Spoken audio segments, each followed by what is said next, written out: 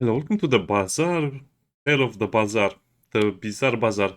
Now, the game was actually a very good project. If you know games like Backpack Battles or Backpack Heroes, I don't remember all of the names, they're actually quite good games that introduce a new genre to the gaming community. Now, we like those games and want to play more of them. So, what's the issue? So, as you can see, the game is on Steam now and it has 87% positive reviews. But there's a huge problem with the game. The game became hugely popular because it was during the closed beta that they gave out some free keys, but mostly you had to buy your way into the beta. So this is where the problems begin. I think I paid 30 euros to get access to the beta.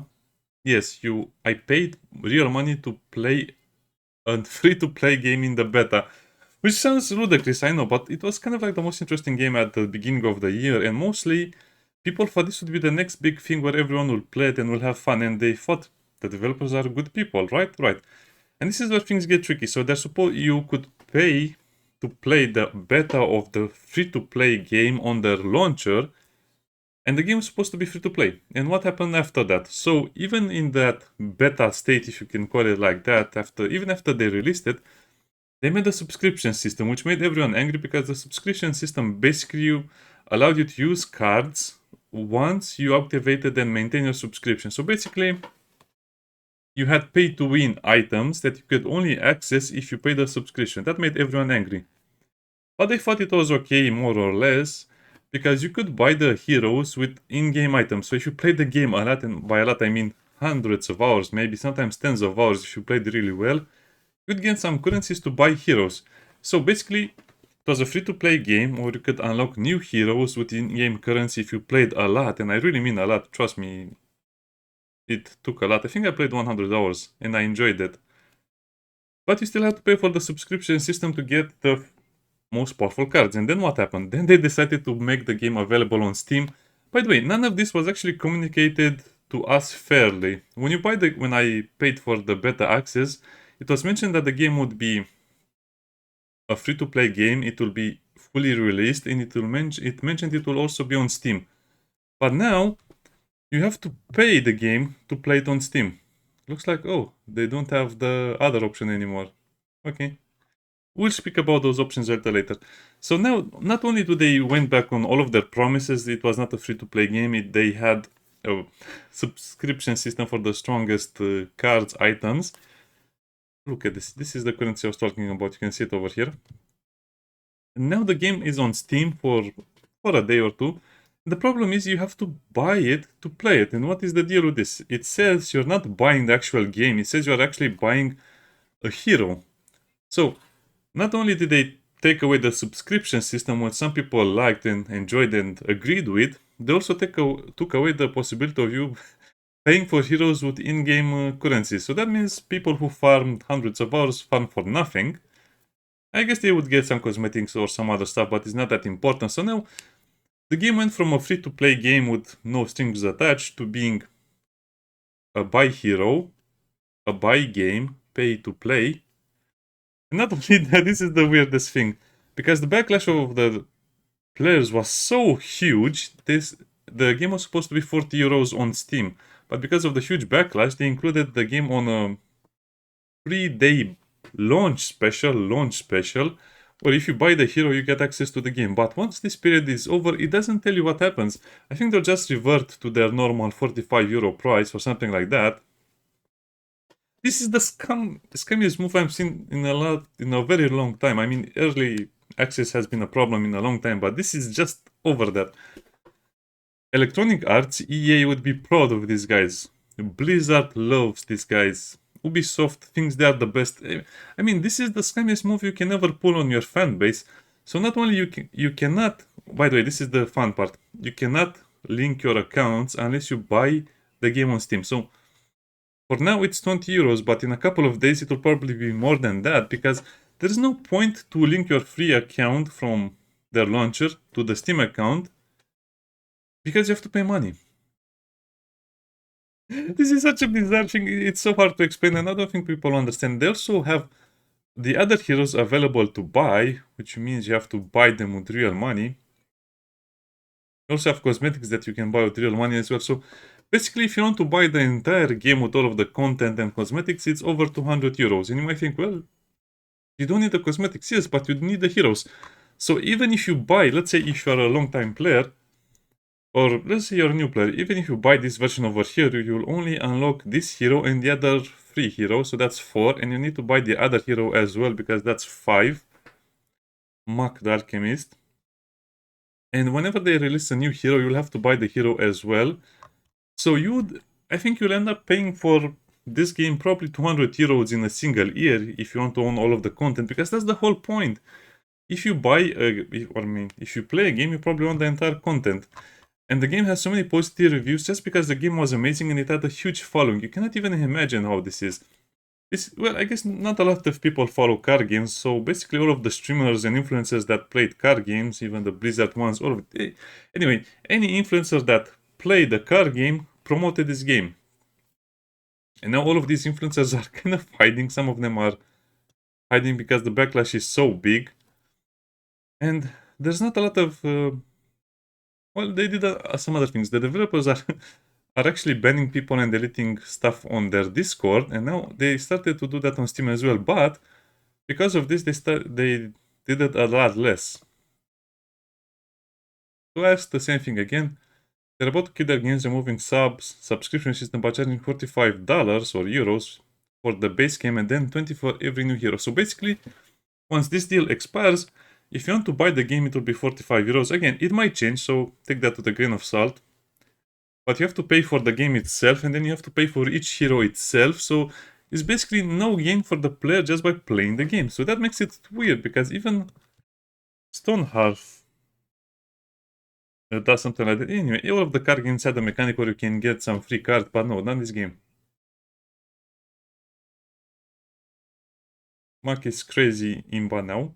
Yeah, that's because all of the new heroes will be super strong, and once they have a new hero ready to release, they'll nerf the other hero and they'll make this guy the strongest, so you'll always have to pay for the strongest heroes, which is completely stupid because this is a game based around very, very long rounds. So you're going to play 40 minutes, 50 minutes, 1 hour. Yeah, sometimes you'll have shorter games, but mostly you'll have 30 or 40-minute games where you just play and you'll be defeated by a single enemy. And that's the annoying part. Yeah, and this is exactly what I guess is a problem with the gaming community. Whenever you get a game that is good, we'll accept a lot of nonsense, and this is just a lot of nonsense.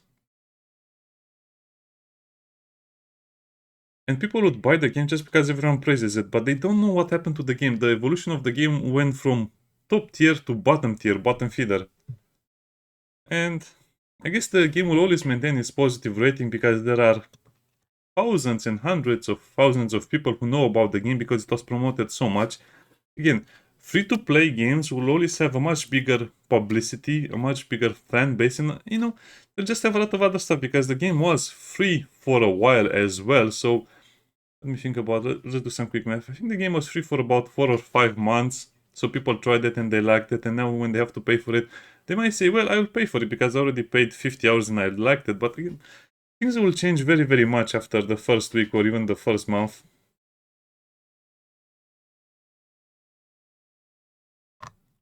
And yeah, you might think, well, can you play the game and maybe they'll change things? No, I don't think so. Because they use most of their mass media to kind of control their narrative a little bit, so they kind of frame it as they are the victims. These developers are the victims because they need more money. The market is bad, the conditions are very bad, and they didn't make a lot of money. It's kind of stupid in my opinion.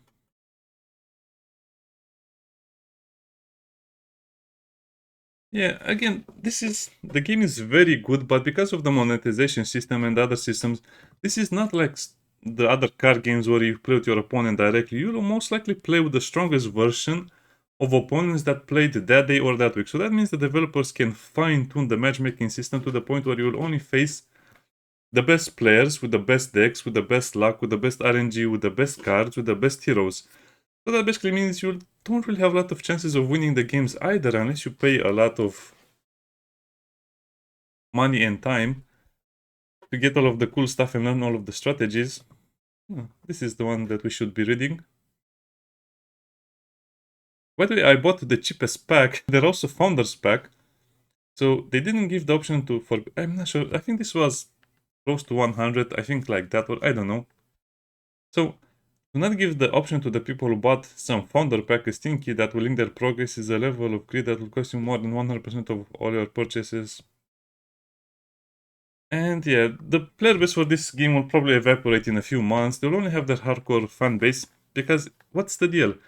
So the game was sustained by a lot of people who paid money for a free-to-play game, and now the game has to be bought again on Steam by the same people because the developers didn't even bother to send you an email telling you the game will be on Steam because they knew you would pay less money. So let's explain it another way. Basically, when you bought something from the launchers, you would pay full price and the VAT, the tax. So that means if you paid 20 euros to their game, you pay 20 euros plus the tax, and they would get all of the money. When the game is on Steam, that means they only get 30% of the money, plus they also have to pay the VAT tax again, which means most of the time developers will only get 50% of the money that is actually shown on Steam. So if you pay the game with 20 euros right now, the developers only get 10 euros. So the developers are actually thinking they are losing money because they put the game on Steam. So to counteract them losing money on Steam, they're actually charging people who paid for the game again. It's so hard to explain because it doesn't make any sense. Why would they do this? I mean, this should be a free-to-play game, but instead some people ended up paying for the game 2 times, and they'll also pay the full price of the game every time a new hero is released. And this is crazy to me. This is one of those gacha card games where you end up paying hundreds of dollars just to have the full content of the game, not to mention whatever else they might add, because I'm sure they introduce expansions and some other gameplay modes and some other stuff at some point. This is just insulting. This is the same as EA, Ubisoft, Blizzard. Okay, let's read some more of the comments because this is exactly my feeling as well. The game is good, but the deals are just too greedy. I cannot bring myself to pay more than this. Yeah, exactly, and this is what most people are saying. But I've really liked to play the game today, and I was really kind of excited to play the game again, but I was hoping this would be, I don't know, just something from the developers and it will pass in a few days, something they couldn't do. And also Steam allows them to do too much because the developers can sell you the, again, Steam should really take notice of these very weird practices and just outright ban the developers from selling their game on Steam anymore because you cannot package a game with a price for 3 days and then when the 3 days are over you charge $45 for the game and then another $20 for the DLC. So that basically means it's $60. You're going to pay AAA price for a free-to-play card game that doesn't even have real-time PvP on Steam. Just think about it. Think about this and how crazy of a concept this is. If this would show up on Steam on any other day, nobody would have looked at it. But because it had the massive publicity, and it also had all of the publicity stunt videos where the developers claim they're the good guys, they'll let you play, everything will be free. If you just look at their YouTube channel, you will see that they lied about almost everything, and now you basically have a AAA game that is a free-to-play game that doesn't even give you access to the full content. This is the scary and sad part. You'll never have full access to the game because they'll continue to introduce more and more overpowered stuff instead of just improving the base game.